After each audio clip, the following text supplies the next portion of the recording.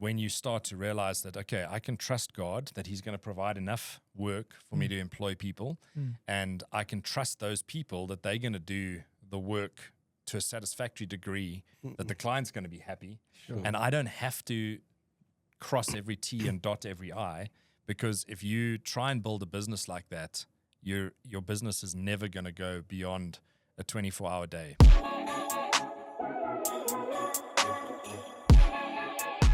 Hi, welcome again to the Theology Alive podcast.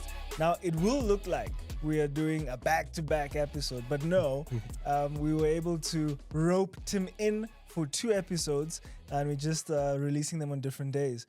Now, if you watched our last episode, you'd have heard him talk a lot about what he does, that he is a businessman. And so we thought we would talk Christians in business for this episode. And so, Tim, thanks again for staying long to record 2 episodes. But we do trust that this one will be helpful for many Christians in the workspace, thinking through, working as worship or worshiping our work. I actually remember Tim did a talk to the men, I think it was last year or the year before, on that topic of work as worship. And I know Tim has worked with many different organizations in encouraging believers on the way they view work. And so as much as Tim will be chatting a lot about business, I want to encourage you as a working Christian to be thinking about your work with a biblical worldview. Why do you work? Why do you wake up every morning to go do your 9 to 5? Why do you wake up every morning to run your business? Why do you wake up every morning sending in your CVs to get your business going? Student, why are you at university? Why are you studying so hard to not fail? All those evenings, why are you putting in so much work to work? Where does God fit in that process of you starting to work or you eventually working? And so we want to think about a lot of those different concepts as we come into this episode. And so maybe to start off, Tim, what is it that you do? Maybe a step back, what did you study? And how has what you studied helped you do what you do? Thanks, Jobs. Thanks, Isaac. So privileged to talk about this. Even though I feel slightly incompetent because I've never felt like some super businessman, never wanted to be a businessman, never had the desire to be on my own, never had the desire to employ anybody, and God threw all those ideas out the window slowly over time. But I studied environmental health as an undergraduate, and then I spent a lot of time studying occupational hygiene, occupational safety. And then when I did a master's, I kind of diverged away from that and went into ecotoxicology, which is basically looking at contamination of the environment, but utilizing living organisms in the environment as indicators of pollution. So that was something that I did my master's in. I became a lecturer for 4 or 5 years in the Western Cape. Did you know that? I don't know that. I didn't know that. Oh. Yeah, Oh, well, there we go. That's great. Prof them. Yeah. No. I'm sure I had students who thought, what is this guy going to teach us? But anyway, so I lectured for 5 years, and then, I got to kind of a bit of a dead end road and prayed about it really earnestly and asked God where to go. And then an opportunity came up here in Pretoria, and really didn't want to come to Pretoria. And so I went for a jog. At that stage, I was jogging.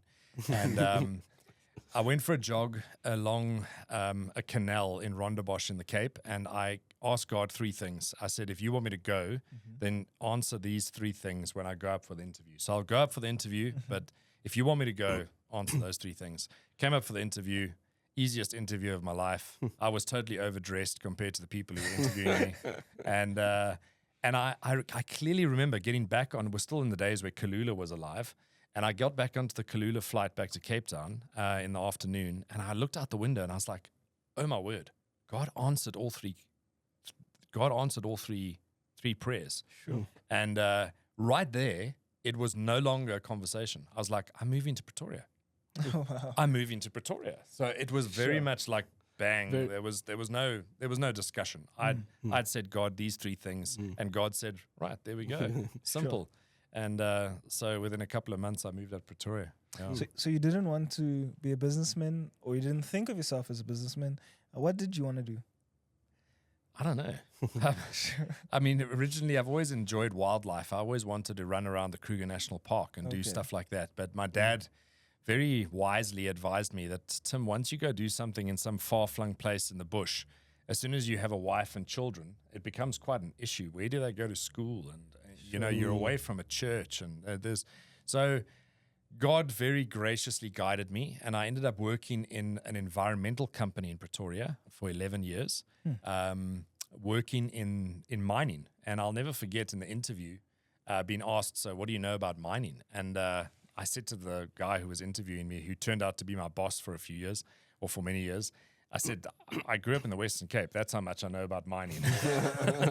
So I had to learn. It was a very steep learning curve in the beginning, but I learned a lot from Rudy and Erica in a small consulting company, and never ever wanted to go on my own until God started shaking my roots. And I said to people clearly, I never want to be an entrepreneur. That was too scary. And so God slowly pulled me out and made me an entrepreneur. And then I said to people, I'm a one-man band. That's it. I'm responsible only for myself and my family. And now we have, I think, 8 people employed. So, often when you say to God, never, then God's like, I'm going to teach you something. So how did you start your company? Yeah, that's a good question. I think I just... I started to feel a little bit more competent, like I could be a service provider. And I think it was one December holiday that God really started working. I was sitting in a holiday house because we had gone down for a family wedding early in December, and I didn't have leave yet. So I had to work away from home. It was before the days of COVID and all that. So you had to get special permission to go and work in Plettenberg Bay in a holiday house. But I remember sitting in that holiday house, the whole family's all on the beach. And I'm sitting working, and my mind just started going and going and going. And it took a while. There was one influential chap, a guy called Matthew Dundas, younger than me, but an astute young businessman in the Cape. And I was down for a meeting, and I got together with him for a coffee. And we had a chat, and it was something that a few things that he said to me that kind of just nudged me and made me feel like, okay. So God really used him in my step out of employment into entrepreneurship. Wow. Yeah. Sure. Praise the Lord. And so when did, now you started off as a businessman, but at the same time you are Christian, trying to love the Lord, trying to be faithful to God, and thinking about business in South Africa. You spoke a little bit about mining and involvement there. Very, very sticky, messy environment where, I mean, we know a lot of sin happens in that area, just in terms of, bribes and that sort of thing. And so as a Christian going into that space, what were some of the things you encountered, and what are some of the things that helped you remain solid as a Christian in terms of no compromise? Yeah, I think it's, within the South African context, especially in mining, corruption has been rife for many, many years. And, you hear stories of people passing brown envelopes under tables to get things done. I think on the one hand, God has been very gracious to me. I've never been put in that situation. It has been hinted to me before that, we can speed this thing up, especially so I'm involved in the authorization processes and in compliance monitoring. Yeah. So if a mine wants to start or they want to start looking for a mineral, a prospecting right or a mining right and water use licenses, that's the work we do. So you've got your client on one hand who's pushing, they really want to get this thing done. You've got the departments on the other hand. You've got science in the middle. You've got to have all your subcontractors do that science, and then you present that all to the department, whichever department you're dealing with, and then they have to make a decision as the competent authority. And so you kind of you get stuck in the middle. But praise God, I've never had my hand forced, and God's been very gracious. And I think one of the things that's really helped is to be clear with your clients of who you are. Sure. I think your identity as a person is not as an environmental consultant. That's not my identity. I have a beekeeping business. It's not. I'm not a beekeeper. That's not my identity. My identity actually is that I'm a Christian. Sure. That's my primary identity. Yeah. Everything else is kind of further down the list. So if your clients start to get a sniff of that, they realize that there's certain things they shouldn't suggest. Yeah. Sure. And I think it kind of sets a tone. And I don't think I've necessarily always done it right, or, I'm sure I'm still going to learn a lot in the years to come.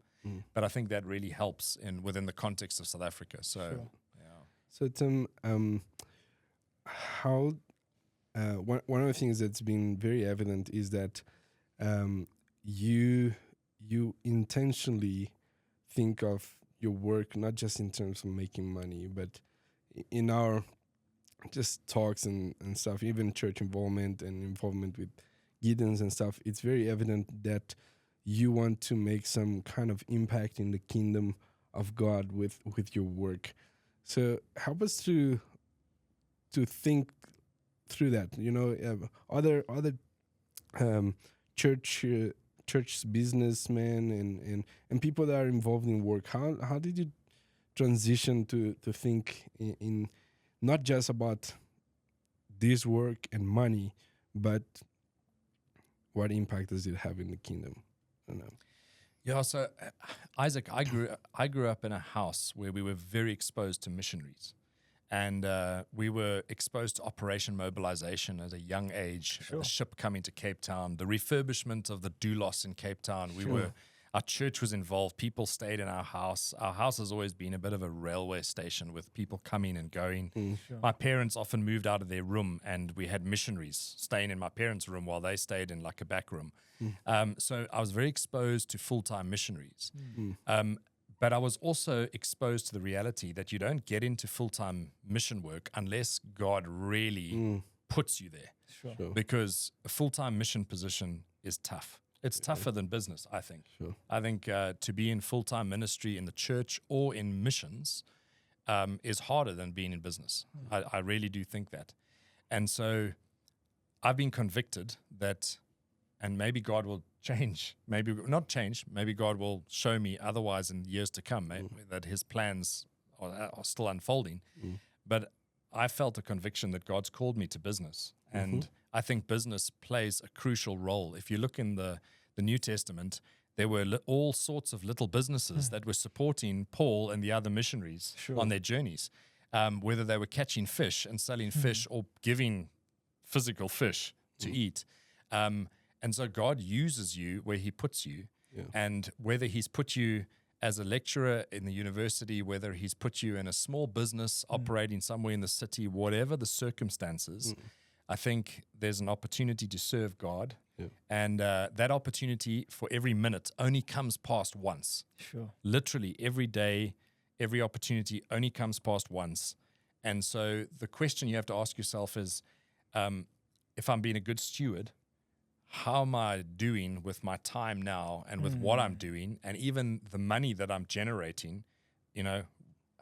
Am I being a good steward? Sure. And that's, I think, the big challenge that stands before us as business people who follow Jesus is, what am I doing for the kingdom? I'm not in your guys' position, but there's purpose to that because God's put me in the position he's put me in. Tim, that's so important because Paul talks about redeeming the time, and it's so easy to when you start your 9 to 5, your focus is on, I need to do really well that they don't regret hiring me, and then before you know it, you're like 3 months in, and you've already figured out things that you don't like about the company, and that's now what is consuming you. That you're unhappy, it's a toxic environment. 5 years in, you look back and you've just been, putting your shoulder to the plow, trying to keep your head above water, trying to pay the bills. Expenses have come up because now you've had money, and before you know it, you look back. You've been working for 7 years, but those 7 years haven't counted a cent for the kingdom because you haven't done anything. The only thing people know in your workplace is that you're a Christian that goes to church on Sunday, and that's about it. You never talk about Jesus. You never make mention of how the Lord is working in your life. You never make mention about how He's growing you, but you spend each moment rather following the status quo. If people are complaining about the boss, you on there as well. If people are starting unions to protest, you're one of the champions. And not once do you find yourself pausing for a moment and using opportunities to talk Christ. And I think what you said is very important, that God gives us moments. He gives us instances. He gives us opportunities where this is a gospel opportunity. Where I often talk about how the person basically asks you to share the gospel without asking you to share the gospel, and that's God. Like, He just gives you a blank canvas and says, just tell them about me. But somehow we find a way to write that away. We change the topic, or we talk about other things, but we don't grab those opportunities to talk about the kingdom. And so maybe as a starting off in business and now in business, in our last episode, you spoke about how you were very busy. And before you thought cancer, or before you knew it as cancer, you thought maybe burnout. So you just always just chasing the next thing. So what are some of the temptations for you as a businessman to almost forget Christ and almost be can I say worldly in your approach to work? What have you found as some of those temptations for you? I think it's dependence on yourself. Sure. And that's the big challenge and temptation in business, is to think I can do it. Wow. And on the one hand, you get so busy because you are doing everything, and you have to take yourself to the place. I mean, I mentioned in the previous or earlier that I never wanted to employ anybody until I realized, you silly guy, you need people, and you can't do it all yourself. Sure. And God has purpose in employment. And so, you think it's all about yourself and about what you can do. And I think when you start to realize that, okay, I can trust God, that He's going to provide enough work for me to employ people, and I can trust those people that they're going to do the work to a satisfactory degree, that the client's going to be happy. Sure. And I don't have to cross every T and dot every I, because if you try and build a business like that, your business is never going to go beyond a 24-hour day, because the reality is that there's only every single person, from the CEO of the most powerful company in the country to the tiniest little SMME. Sure. They have the same amount of time every day. And so the challenge for us as Christians is how we're using that to the best of our ability to not only grow the business, but also to honor God in the process. And I think the reality is, our kids, we've part of our business is a bee business. And we produce honey, and we do pollination for farmers and things. And sometimes the bees go through really hard times. Our kids know that sometimes we pray for the bees at supper time, and it's okay to realize that these are real parts of real life in a real business that has a real impact. And it's okay to pray about things that other people would go, oh, that's a bit strange. So it's, to pray for your employees, to pray for a project, to trust God for a tender that's been submitted, all of those things, to bring it to God. And I don't think I do it as well as I should. I think I've still got a lot to grow in that. Sure. You made a comment there, purpose in employment. We've heard you quite a bit talk about. In fact, we've even seen it in some of your hires, in that you're very intentional about thinking of, the states of unemployment in our country, and just the lack of opportunity, and thinking about, what is better, to always give somebody something, a handout, or giving opportunity. And we've heard you speak often about that. And so maybe double click on that, just around that idea of purpose in employment, and as a small business, finding yourself an opportunity to hire people. When you think employment, when you think purpose in employment, won't you just double click on what you mean by that? Yeah, I think the opportunity for somebody to earn an income, and sometimes we have a list of things that need to be done by that person. We bring them into that position. It takes a bit of time for that person to learn the ropes, and they grow in that position. To give them opportunity, for example, to go from an unskilled labor position to getting a driver's license. Sure. That alone is a massive step in Yeah. a person's self-worth, their feeling of what they can do in the future. If they leave your employment, they're going with something that they can really do something with in the future. So what are the things that you can do that can really make a difference in somebody's life? And I think as business people, we often just think, well, there's the salary bill at the end of every month, and there's what we've delivered. And yes, there's a bit of a difference there in terms of what it's cost us and what we've brought in. And so that keeps the company afloat. But we forget to realize that every rand that goes into an employee's pocket has a ramification. It has a ramification in that person's life, in that person's family life, sometimes in their extended family. It has a ramification on the economy. Sure. And so I think there's a massive, massive blessing in employing people, giving them opportunity to grow, and trusting God. You know, some people don't want to, they hold back. No, I don't want to keep this person in this position. They're too valuable for me in that position because I don't want to lose them. Sure. And as Christians, we can't have that kind of little blinkered view. We've got to trust God and say, you know, He's got the big view. He knows exactly what He's doing. So let me do the best that I can with what I have to grow that person, give them opportunities. And if He takes them on somewhere else, praise God. He's going to provide. You know, He didn't take me into business for no reason. He took me into business for purpose. Wow. Yeah. And I think, you know, God is so amazing, and He, in His wisdom, you know, you spoke about the worth in people's working, and it's maybe important to point out that work, as we see in Genesis 2:15, that it comes before the fall. It was God, something that God intended for man to do. He gave Adam the fields to work. This was before the fall, and so there is quite a valuable purpose in working in this is what kind of you're supposed to be doing. You know, you're not supposed to be just not doing anything. So God is in His infinite wisdom gave us work to do. But maybe Tim, to ask, what are some practical tips you would give to Christians that want to entrepreneur? This is my week, Javo. This is Just say it in Portuguese. To be an entrepreneur. yes. For Christians that want to go into that, what are some of the practical things you would share with them? I think number one, to trust God and to pray about it. Sure. I think, you know, to start something willy-nilly without thinking through it.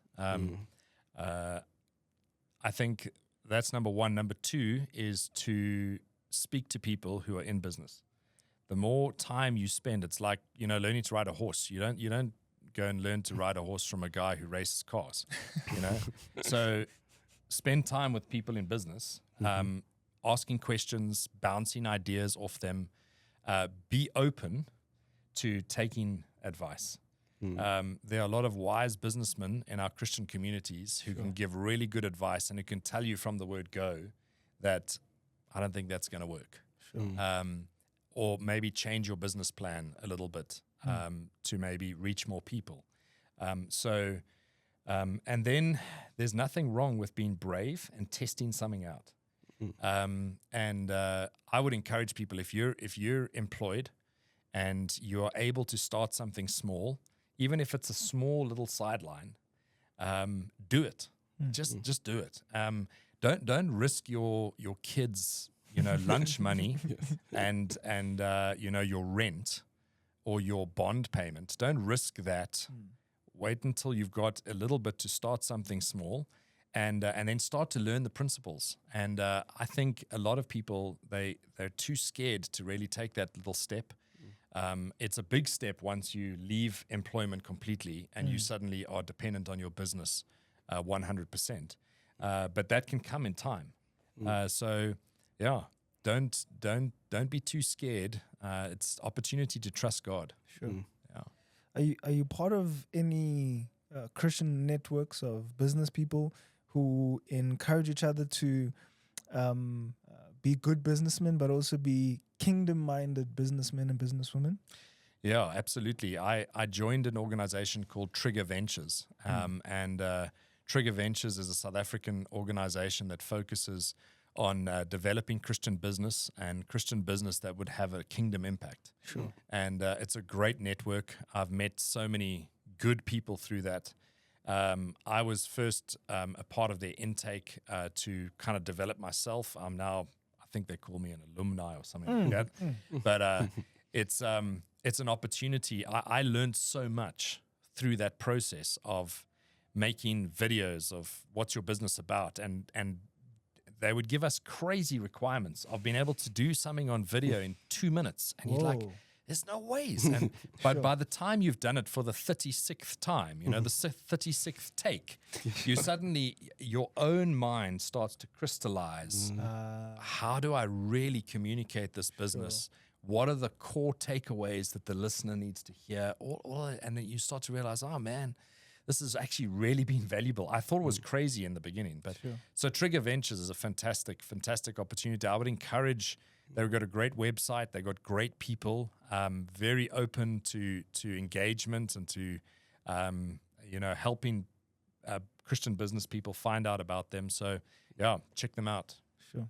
And maybe the last question for me, Tim, would be, as a man who also serves as an elder at the local church, who is also the husband of one wife, who's also the father of kids, what have you found as the struggle in running a business and that inward desire to see your baby succeed, the business, and the pressures of you want to elder well, with the pressure from God is going to judge you and how you shepherded his flock, with the pressure of you want to love your family well, with loving your wife well first and then raising your kids in the instructions of the Lord, but also realizing that God is also watching you and is judging you over that. How do you find balance in all these things? Yeah. Can I raise the white flag now? Just walk out. It's really, really hard. I find that a difficult thing. But I think, the world tells you that your customer is king. Sure. As a Christian businessman, your customer ain't king. Sure. Your customer is a means to an end. Wow. Sure. In God's eyes. Sure. It doesn't mean that I don't treat my customer well. It doesn't mean that I don't respond as quickly as I can to my customer. It doesn't mean that I give the customer the best service, or the client the best service that I can, and the best value for money on what they're spending on our company. It doesn't mean I lose any of that. But what it does mean is that my wife, my life with Jesus, my children, my life within the church, all of those things are more important than making sure a customer gets a response to an email within 2 hours. Sure. And so even going through leukemia has helped me learn that it's okay if your customer has to wait a little bit, and you don't need to work that extra hour in the evening just to make sure that they get the email at 6 p.m. so that they think, oh man, this guy's like working, working the night shift to keep us. They're never going to come back to you and say, Tim, I'm really sorry that we took so much of your time. Sure. We're going to give you a holiday with your family. They're never going to do that. Sure. Actually, having said that, I have one customer, I won't mention his name yet. I have one customer who, after a really rough year of work, actually sent me and Annie and the kids away for a weekend. Wow. But he was a believer. And Sure. so he said, Tim, after we've stolen a lot of your family time. That was his words to me. We've stolen, but in general, they're not going to come back and say, Tim, sorry we took so many weekends from you, or sorry we took so much time from your family. And so it's up to you to dictate how you're going to balance that. And I think I've still got a lot to learn. I mean, if Annie's listening to this, she's going to be going, yeah, he's still got a lot to learn. And my family will be saying the same thing. But I think, it's something that we must ask God to help us grow in all the time, is to strike that balance. To be really good with following up on people in the church that need a phone call, that need a coffee, that need encouragement, that need a challenge, whatever, and still get through our workday and deliver to our clients. So for me, the last question, it would be, how do you navigate doing business or even employing Christians? So, some people are very scared and it's like, no, you must keep things very different in case it doesn't work out. Something. What's your take on that? It's really easy to think, well, if you stay away from the church and you just work with people outside of the church, that somehow that's going to be easier. And in a manner of speaking, it is, because you don't see them on a Sunday. When they're no longer a client, they're no longer a client. But ultimately, God's requirement of me as a businessman, as a Christian businessman, does not differ whether I'm doing business or employing somebody within the church, or whether I'm doing business or employing somebody outside of the church. God's requirement on me is exactly the same. And so it may require me to be more gracious and merciful at a time with somebody who maybe said, yeah, I can do that for you. And then they become a supplier to you or something like that, and it doesn't work out. And every businessman pays school fees. We all pay school fees, and sometimes you just have to be gracious and say, well, that's part of school fees, and let the water flow under the bridge. Let God be honored by our responses. God's never going to come to me at the end of days and say, Tim, I want to know why that client said that. He's never going to hold me accountable for anybody else's response. He's only going to hold me responsible for how I treated people, for how I responded to issues. I'm accountable to God for my own actions, thoughts, words.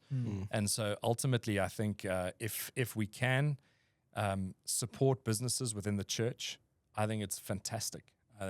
God uses businesses to honor his own name within the church context. So I think if you can do it, but do it with a godly attitude. Tim, thank you so much. We definitely appreciate you, and we appreciate your contributions in the local church, and just you being a member among us. We definitely thank God for you, brother. And I think, and I hope the episode has been helpful to you as the listener.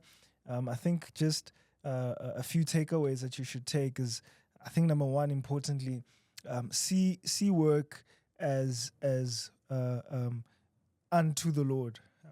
God is essentially supposed to be your first boss as a Christian. And so the way you work should be as unto him first, recognizing that he's the one who's provided the work. And so the quality of work that you give should be mindful that it's first to God. And if that is your mindset, then whatever the response that your boss gives, whether he treats you well for that or whether he treats you horribly for that, as long as you know in your heart that you've honored God and you pray to him for a better work situation, you trust him for that, knowing that he remains in control of your work life. And I think also, second important thing that I think Tim brought out is have your priorities right. Always, if you're a married man, your wife must take priority. Your kids then take priority. Obviously, with the presupposition that your life before God, you've really worked on that, and you're really working on keeping faithful to him, keeping the ordinary means of grace, growing your love for him and your service to him. Then from that, the fruit of that is loving your wife well, raising your kids well, and then working well. And so if you are working, I hope this was a helpful episode to you. If you are a businessman, hope this was a helpful episode to you. If you do have any comments, please share the comments at the bottom. But as we always say, later.